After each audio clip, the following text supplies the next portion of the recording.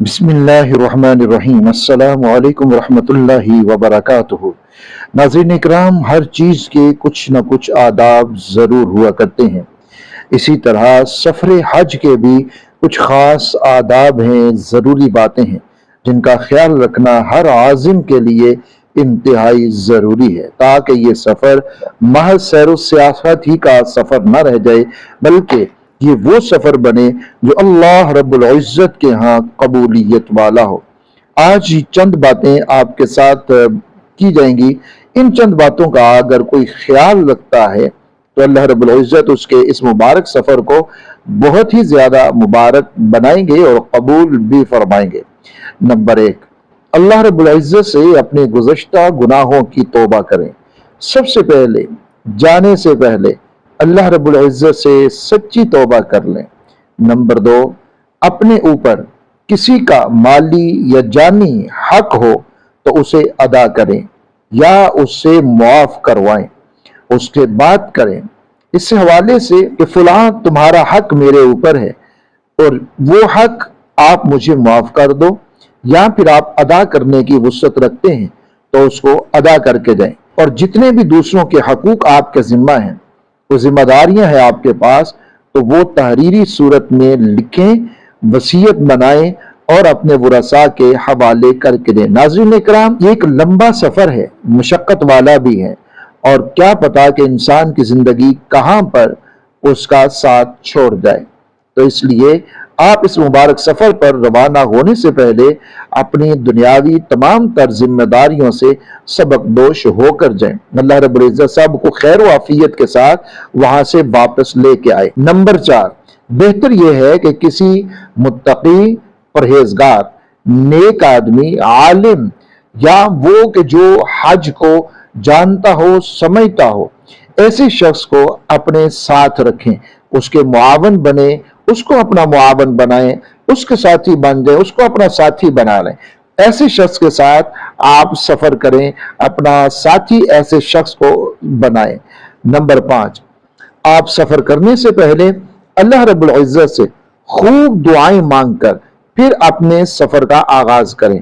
अल्लाह रब्बुल इज़्ज़त से मदद मांगकर अपने सफर का आगाज करें, ताकि अल्लाह रब्बुल इज़्ज़त की मदद हर कदम पे आपके साथ शामिल हाल रहे।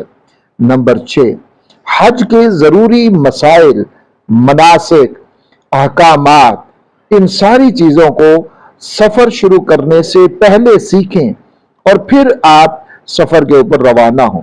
अपने किसी करीबी मोतबर आलिम, मुफ्ती के पास जाइए, और वो कोई पढ़ा लिखा बंदा जो पहले हज करके आया है उसके पास जाइए और उनसे सीखिए, उनका तजर्बा, उनके इल्म के मुताबिक उस चीज को सीखिए कि मैंने हज कैसे करना है, कौन से फराइज हैं, कौन से वाजिबात हैं, कौन सी सुन्नतें हैं, किस चीज को छोड़ने से हज नहीं होता।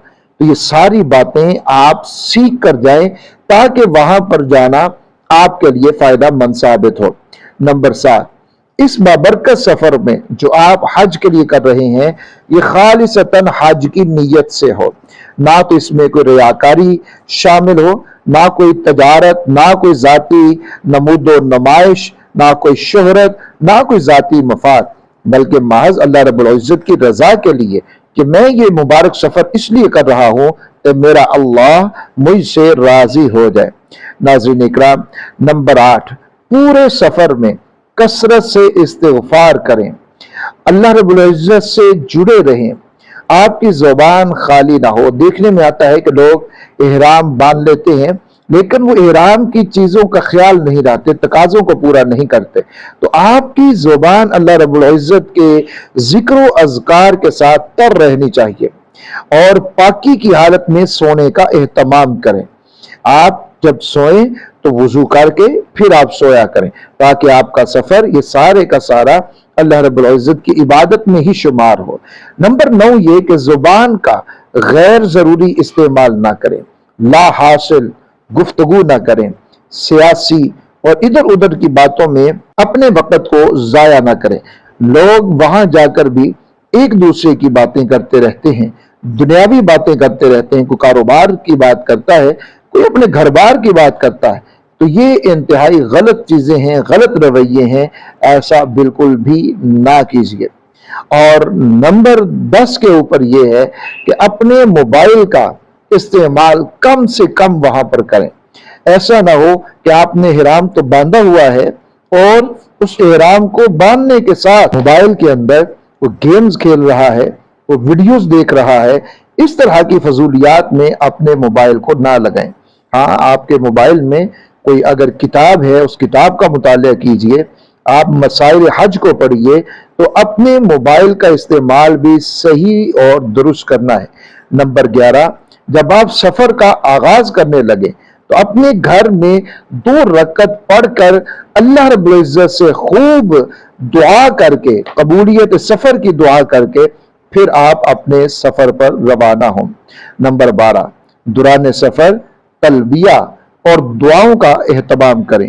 درود شریف کثرت سے پڑھیں، کیونکہ ایک تو آپ اللہ کی راہ میں ہیں، دوسرا آپ مسافر ہیں، تو ان دونوں حالتوں میں اللہ رب العزت دعاؤں کو قبول فرماتے ہیں. تو اس لیے ادھر ادھر کی باتوں کی بجائے، گپ شپ کی بجائے آپ دعاؤں کا اہتمام کریں اور آپ تلبیہ کثرت کے ساتھ پڑھیں. نمبر 13، سفر میں غصے سے اجتناب کریں. دوسروں کے ساتھ، کیونکہ وہاں مختلف مزاج کے لوگ جمع ہوتے ہیں، تو آپ دوسروں کے ساتھ اچھے انداز سے، صبر سے، نرمی، بردباری اور حسن اخلاق سے آپ پیش آئیں. آپ کے ہاتھ، آپ کی زبان سے کسی دوسرے مسلمان کو کسی طرح کی بھی کوئی بھی تکلیف نہ پہنچے. نمبر 14، حتی الامکان سفر میں اکیلے رہنے سے بچیں، بلکہ جو آپ کے ساتھ ہیں ان کے ساتھ رہیں، اپنے قافلے کے ساتھ سفر کریں، تو اس طرح آپ پریشانیوں سے بچ جائیں گے. تو آپ اپنے قافلے کے ساتھ ہی رہیں، جہاں پر بھی جانا ہے تو قافلے کے ساتھ ہی آپ نے سفر کرنا ہے. بسا اوقات اگر بندہ اکیلا کہیں نکل جاتا ہے تو اس کو کوئی نہ کوئی پریشانی آتی ہے، اور جب آپ قافلے کے ساتھ ہوتے ہیں تو آپ کے لیے بہت ساری آسانیاں ہوتی ہیں. نمبر 15، پورے حج کے سفر میں دعاؤں کا اہتمام آپ نے ضرور کرنا ہے اور بہت زیادہ کرنا ہے. کیوں کہ یہ جو حج کا سفر ہے یہ ہے ہی اللہ رب العزت سے مانگنے کا. خصوصاً یوم عرفہ کے دن جب آپ میدان عرفات میں ہوں گے تو وہاں پر اللہ رب العزت سے خوب دعائیں کیجئے، اپنوں کے لیے، بیگانوں کے لیے، پوری امت مسلمہ کے لیے، اپنے ملک کے لیے، اپنے حالات کے لیے. دنیا کو مانگیے، آخرت کو مانگیے، کیونکہ خالق کائنات سے ہی ہم نے سب کچھ مانگنا ہے اور اسی نے ہمیں سب کچھ دینا ہے. اس لیے خوب دعاؤں کا اہتمام آپ نے اس سارے سفر کے اندر کرنا ہے. یاد رکھیے، یہاں پر قدم قدم پہ مقبولیت ہے. آپ جو دعا صدق دل سے مانگتے ہیں اللہ رب العزت وہ عطا فرما دیتے ہیں. تو آپ نے یہاں پر دعاؤں کا اہتمام ضرور کرنا ہے پوری امت مسلمہ کے لیے. اللہ رب العزت سب کے اوپر اپنا فضل فرمائے. ناظرین اکرام، یہ چند ضروری باتیں تھیں. اگر کوئی بھی عازم حج یا پھر عمرہ پر جانے والا ان باتوں کو سمجھتا ہے اور اس کے مطابق چلتا ہے تو انشاءاللہ اس کا عمرہ ہو یا حج ہو وہی فضیلت حاصل ہوگی جو رسول اللہ صلی اللہ علیہ وآلہ وسلم نے جس کے بارے میں ارشاد فرمایا کہ جب وہ اپنے اس سفر سے واپس آتا ہے تو وہ اسی طرح ہوتا ہے جس طرح ماں کے پیٹ سے پیدا ہوا. جیسے اس بچے کے ذمہ کوئی گناہ نہیں ہوتا، اسی طرح اس شخص کے بھی ذمہ کوئی گناہ نہیں ہوتا.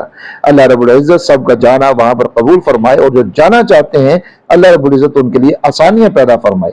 آمین یا رب العالمین بجاہ النبی الکریم الامین.